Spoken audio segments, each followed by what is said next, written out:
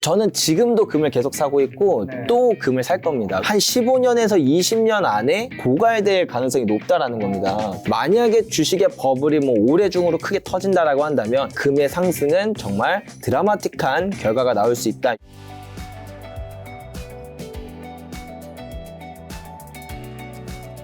자, 그럼 금값 폭등 직전에 반드시 나오는 신호에서 이제 충하시 골드플레이션이라는 책에 보면 실질금리와 생산량과 주식 버블 붕괴와 추세 추정 투자법 4가지가 있는데 이 2가지 설명해 주셨고, 그러면 생산량과 주식 버블 붕괴는요? 생산량 같은 경우에 금이 이렇게 긴 추세성을 가지고 있다고 말씀드렸잖아요. 요게 그냥 나온 게 아니라 금의 생산이라는 특징이 되게 독특하기 때문이에요. 금이라는 자산은 우리가 만약에 금 가격이 많이 올랐다라고 한다고 해서 기업들이 생산량을 바로 늘리지를 못해요. 왜 그런가 하면 금을 캐려면 탐사도 해야 되고 비용도 측정해야 되고 그 다음에 허가도 받아야 되고 그러고 나면 허가까지 떨어지면 인프라를 깔고 그 다음에 채굴을 하는데, 채굴을 한다고 금이 나오는 게 아니라 원석이 나오니까 이 원석을 또 정제해야 되거든요. 이 모든 과정이 다 거치고 나서야 금이 나오는데 이게 10년이라는 시차가 걸립니다. 10년. 예, 그렇다 보니까 금 가격이 오른다고 생산량이 바로 반영되는 것도 아니고 금 가격이 떨어진다고 생산량이 뭐 바로 떨어지는 것도 아니라서, 생산량 차트를 보면 360년치 정도 데이터를 뽑아보면 오를 때도 내내 오르고 또 떨어질 때도 내내 떨어지거든요. 그 독특한 특성 때문에 금 가격도 오를 때 내내 오르고 떨어질 때 또 내내 떨어지는 특성이 있는 겁니다. 당연하게도 그럼 금 가격이 언제부터 올랐냐 보면은 그 생산량이 하락하기 시작한 시점부터 올랐었습니다. 그래서 그게 이제 1970년, 그 다음에 1934년, 2002년, 아까 전에 실질금리가 마이너스로 빠져드는 시기랑 다 똑같죠.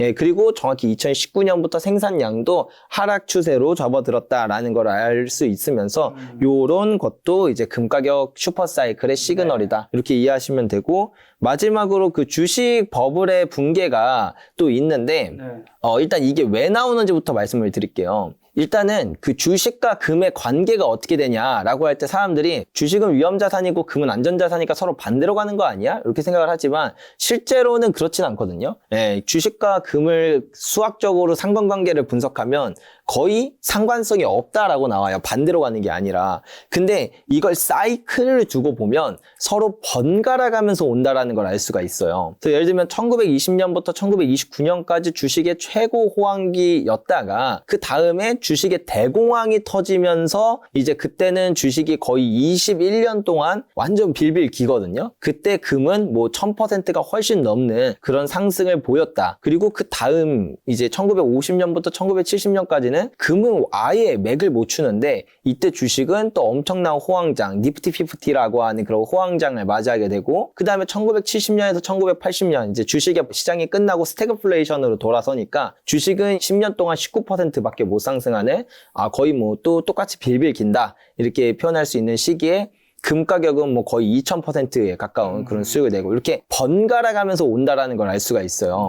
이러한 특성을 이해하면 주식의 버블이 터지는 시점은 금의 최고 전성기가 시작된다라고 이해해 볼 수 있는 부분들이 있거든요. 그래서 흔히 이제 버핏 지수, 그러니까 미국의 GDP랑 그 다음에 미국 주식시장의 시가총액을 나눈 요 버핏 지수와 금 가격을 이렇게 겹쳐서 많이 전문가들은 보는데, 이걸 볼 때 이 주황색 버핏 지수가 하락하기 시작하면서 금의 상승장이 시작되고, 그리고 여기 이제 1970년대에도 마찬가지로 버핏 지수가 하락할 때 이제 그 이후에 금의 큰 상승이 일어났고, 2000년대도 닷컴 버블이 터지면서 크게 하락하면서 금가격이 올라가고, 지금도 아직은 주식의 버블이 터지진 않았지만 만약에 주식의 버블이 뭐 올해 중으로 크게 터진다라고 한다면 이 이후에 금의 상승은 정말 드라마틱한 결과가 나올 수 있다, 요렇게도 이해해 볼 수 있습니다. 자, 그리고 뭐 여기 지금 금강주 단어도 있었는데, 경제위기 시 뭐 금강주, 은강주 투자 대응 방법, 이건 뭐예요? 경제 위기가 오면 아무리 금이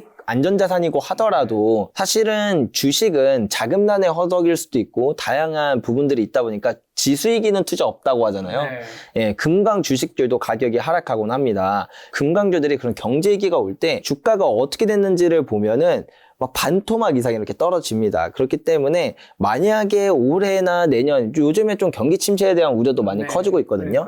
이렇게 경기 침체에 대한 우려가 커질 때는 잠깐 좀 이제 금강주에서 자금을 빼서 실물 금을 차라리 갖고 있는 편이 낫다. 요런 말씀을 드리고 싶어서 그 얘기도 준비해 왔습니다. 작가님께서는 2029년에서 2030년까지 7에서 20배 정도 오른다 생각하시니까 금을 매도할 생각은 앞으로 한 향후 5년 동안은 없겠네요. 네, 저는 지금도 금을 계속 사고 있고 또 금을 살 겁니다. 왜냐하면 우리가 슈퍼사이클 하면 이게 이렇게 일직선상으로 가격이 올라가는 게 아니라 이렇게 초반부에는 좀 미미한 상승률이다가 후반으로 갈수록 막 치솟잖아요. 약간 광기가 붙으면서. 그래서 저는 이 중간을 지난 지금부터 금의 상승률이 정말 드라마틱한 그런 시기가 점점 다가오게 될 텐데 저는 그래서 한 5년 뒤를 생각해 본다면 그때 2025년에 금 가격을 바라보면 야 내가 이때 금 사기 진짜 잘했다 이런 생각이 들 것 같아서 그래서 지금도 저는 금을 계속 사모으려고 하고 있습니다. 알겠습니다. 좀 이따가 금을 어떻게 사야 되는지는 다시 여쭤볼 텐데 아까 전에 이제 생산량 얘기도 나와서 금 매장량은 전 세계적으로 그럼 어느 정도 되고 1년에 금 생산량은 어느 정도 되는 거예요?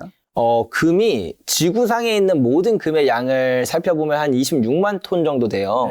이게 미국 지질조사국에서 발표한 자료인데, 근데 그 중에서 사실 이미 20만 톤은 다 캤어요. 그리고 남은 게 한 5만 9천 톤 정도 됩니다. 근데 우리가 1년에 금을 생산하는 양이 대략 전 세계적인 거를 다 합치면 3천 톤에서 3,500톤 정도 되거든요. 그 말은 즉, 이제 남은 매장량이 한 15년에서 20년 안에 고갈될 가능성이 높다라는 겁니다. 근데 우리가 이제 과거에 뭐 석유 고갈된다 이런 얘기 좀 들어봤는데 근데 그거 안 됐잖아요. 안 됐죠.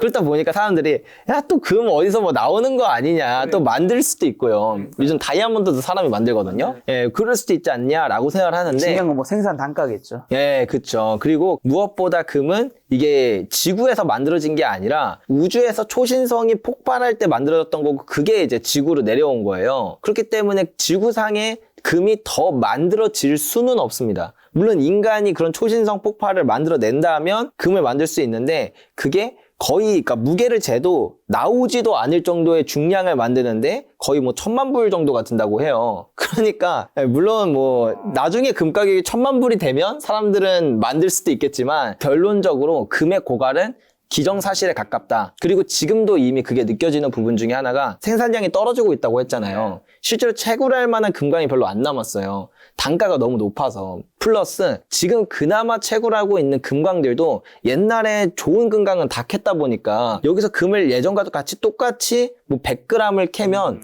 예전 100g이랑 다르게 이 지금 100g은 품질까지 떨어져요. 예전 100g이 순도가 좀 떨어진다는 거죠. 그러면은 실질적으로 얻게 되는 금의 양은 지금도 더 계속 떨어지고 있다. 앞으로 금의 생산 단가가 더 올라갈 거라는 건데 이거는 금 가격의 생산 단가가 올라간다는 건 당연히 그만큼 금 가격이 비싸질 수밖에 없는 요소로 작용을 하고 있다는 걸 이해하시면 좋을 것 같습니다. 그러면 전쟁과 금의 상관관계는 좀 어떻게 돼요? 많은 분들이 그런 얘기 하잖아요. 위기 오면 전쟁 터지면 자산 다 동결되고 뭐 두고 갈 수 있겠냐? 금이다. 이런 금을 두고 간다 하는데 저는 이 금 이제 요 골드바에 처음 보면서 깨달았습니다. 그런 일은 절대 없겠구나. 이걸 들고 있는 놈이 제일 위험하겠구나. 다들 내가 이거 들고서 나를 죽이러 오겠구나. 그리고 이게 너무 무거워. 지금 이게 1kg죠. 한 10kg만 돼도 내가 도망칠 때 너무 많은 방해가 될 것 같아. 전쟁이 발생하면 일단 단기적으로 금 가격이 오르는 건 맞아요. 근데 실제로 전쟁이 일어났던 뭐 한국전쟁, 6.25 전쟁이라던가 아니면 뭐 걸프전이라던가 그다음에 미국 내전 이런 때를 보면은 금 가격이 단기적으로만 잠깐 오르고 장기적으로는 별 의미가 없거든요. 그러니까 전 세계적으로 미치는 영향이 전쟁 그 자체만으로는 크지 않다. 다만 그 전쟁의 과정 가운데 기축통화국이 어떠한 행동을 취하는가가 핵심이에요. 그냥 방관자로 있거나 아니면 결론적으로 화폐만 안 건들면 돼요. 화폐를 너무 많이 뿜어낸다던가 기축통화국이 뿜어낸다던가 아니면 다른 우리 적국이라고 표현을 해야 될까요? 그 국가가 갖고 있는 우리 화폐를 동결한다던가 이 행동만 취해지지 않으면 사실은 금 가격에 영향을 미치는 요소는 없다. 근데 이번 전쟁 때는 결국에는 그 부분들을 건드렸죠. 그렇다 보니까 이거는 필연적으로 금 가격이 폭등할 수밖에 없는 그 트리거. 사실은 언제든 불만 붙으면 확 타올랐어야 되는 건데 그 불을 붙여줬고 심지어 기름까지 부어버렸다. 예, 이렇게 이해하면 될 것 같습니다. 자, 요즘에 금이라고 하면 이제 디지털 시대에는 또 디지털 금 비트코인도 탄생했습니다. 비트코인이 금을 대체할 가능성이 있다는 얘기는 되게 많은데 어떻게 보시는지. 그리고 비트코인 디지털 금이라고 보세요? 저는 아니라고 생각합니다. 아, 연준 의장도 디지털 금이라고 얘기했는데. 네, 근데 저는 아니라고 생각합니다. 감이지만. 네. 근데 왜 사람들이, 그리고 김 작가님도 그렇고 아까 전에 말씀하셨잖아요. 이거 10개 들고 가는 거 솔직히 쉽지 않겠다. 차라리 비트코인 내 지갑에 넣어놓고 가는 게 훨씬 편하겠죠. 네, 이걸 보는 사람 더 그런 생각이 듭니다. 예, 맞습니다. 근데 그렇기 때문에 사람들이 야, 차라리 디지털 금을 넘어서 굳이 이젠 금이 필요한가? 라는 이 질문까지 오게 됐어요.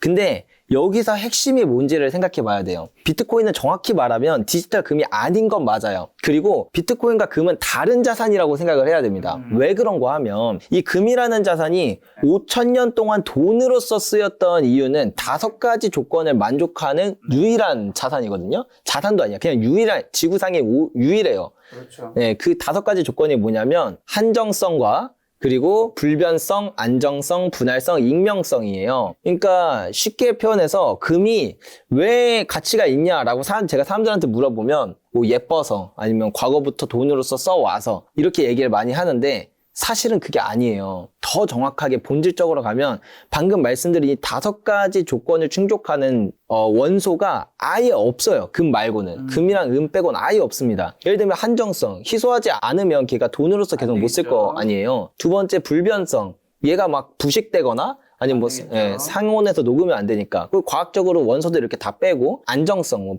뭐 독성이 있다던가 방사능 물질이 있으면 안 되겠죠. 이렇게 다 빼고 나면 뭐가 남냐면 귀금속류가 남습니다. 뭐 금이나 은, 백금, 팔라디움 이런 것들이요. 네. 근데 팔라디움은 1500도에서 녹고 백금은 1700도가 넘어도 안 녹아요, 잘. 그렇다 보니까 얘네들은 분할, 내가 거스름돈을 받는다던가 얘네를 일정한 형태로 주조하는데 비용도 너무 많이 들고 힘듭니다. 그렇다 보니까 이 모든 조건을 만족하는 지구상에 있는 모든 원소들을 다 분석해보면 결국에 남는 게 과학적으로 금이랑 은밖에 안 남아요. 그럼 몇 도에 녹아요? 금은 1000도면 녹습니다.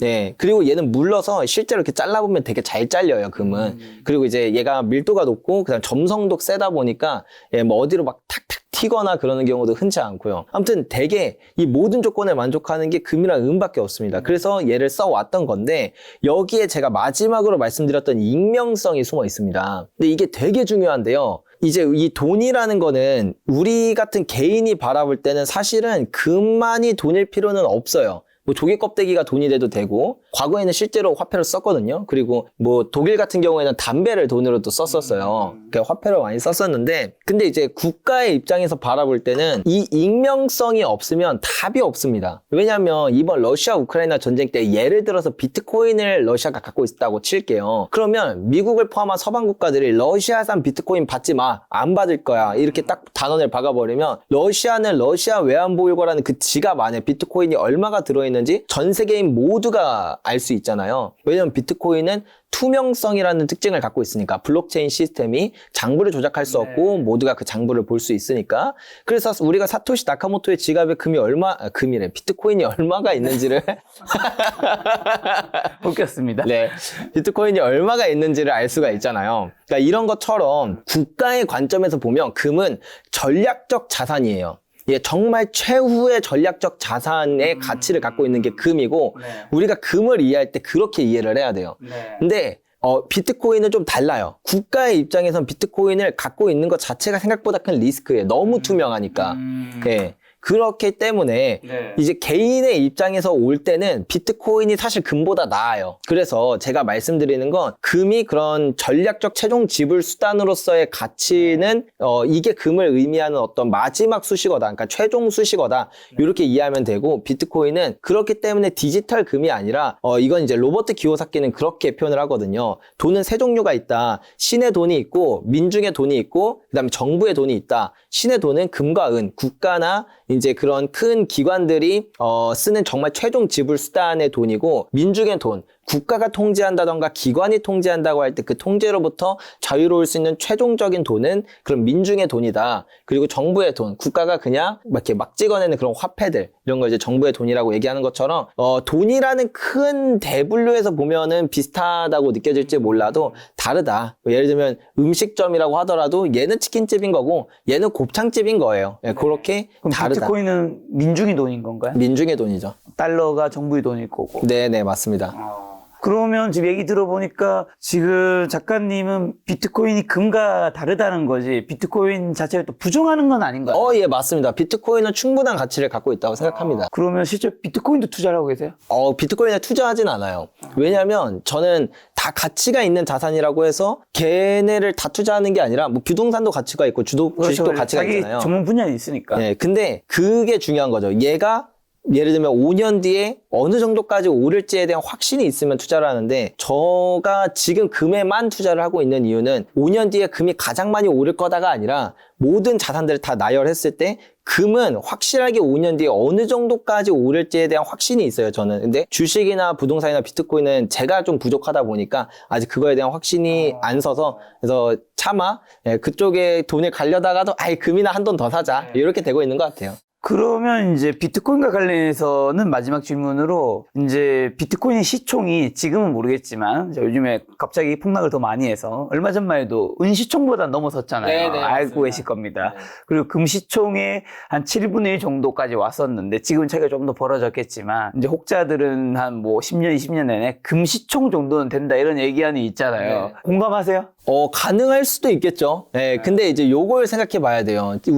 제가 지금 금의 슈퍼사이클 이거 계속 말씀드렸는데 정확히 말하면 이걸 이제 정말 큰 범위에서 보면 원자재 슈퍼사이클이 오는 거거든요.